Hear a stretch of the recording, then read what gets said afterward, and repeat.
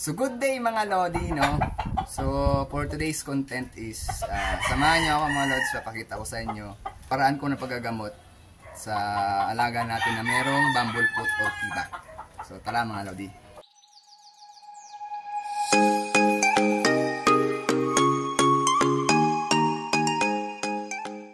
So ito mga Lods, yung model natin mga Lods. So ito ay nakatali. So napansin ko medyo namamagana yung kanyang kaliwang paa. So yan mga Lodi. So makikita niyo mga Lods yung itim na yan. Yan yung bumblefoot niya, no? So magana. So ang isa sa mga sanhi nito mga Lodi is yung kapag nagkakaskas sila, nasusugat.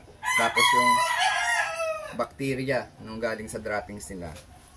So ito yung nagiging sanhi niya.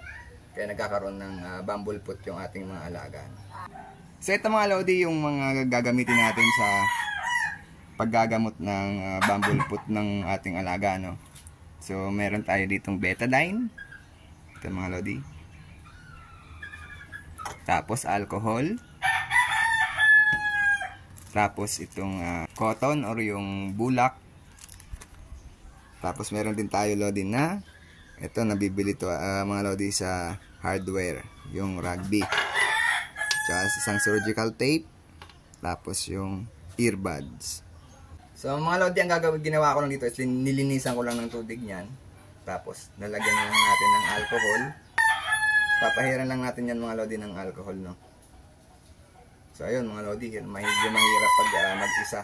Pero pag may katulong mga Lods, mabilis lang to gamutin, no? Tapos mga Lodi, itong betadine. Mga Lods, lagyan natin ng betadine. No, para hindi na mag-infect.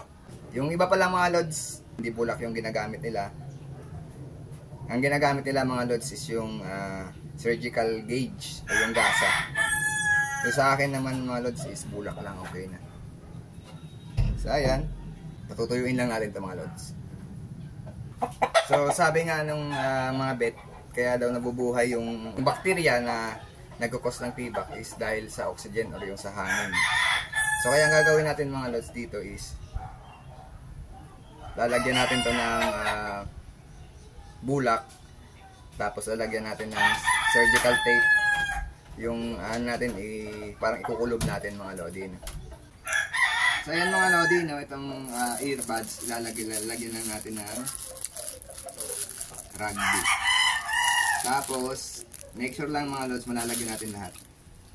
So para pag tumigas yung rugby, masisil talaga yung pinakaitim na yung pinakatibak niya mga Lodi. So ayan, lalagyan na natin itong cotton o yung bulak mga Lods. Tapos mga Lodi, itong surgical tape. So make sure lang mga Lods na hindi siya masyado tight, no? Kasi baka mapilay naman yung manok natin. Basta masildan natin ng maayos. Then yung tip ko nga pala dito mga Lods, pag maglalak kayo, itong putol na to dapat dito na dito sa ilalim. Para pag tinutuka kasi ng manok dito sa ibabaw, so para pag tinuka, hindi siya matatanggal kasi nasa ilalim. So ganito mga Lods. So diyan ko pinaputol para dito siya mag-lock. Then gagawa ulit ako ng pang-lock mga Lods. Sa pang-ikot para pinaka-lock niya dito. Yan mga Lodi. Yan mga Lods, okay na yan mga Lodi, no? So ang gagawin na natin sa manok mo is kukulong na natin mga Lods. So mga Lods, sa mga ganong kalaking tibak na mga 2 weeks lang, okay na yan mga Lodi. So ayan mga Lodi, no? Yan. Parang normal lang siya maglakad. Ikinulong muna natin sa 2x2 yan para hindi siya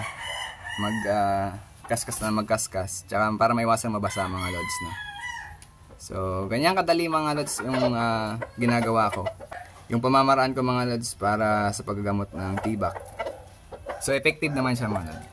So ayun mga Lods, no? So hanggang sa susunod na content ko ulit, sana supportahan nyo at sana po itulungan nyo ako ma-reach ang 1,000 subscribers. So maraming salamat po mga Lodi.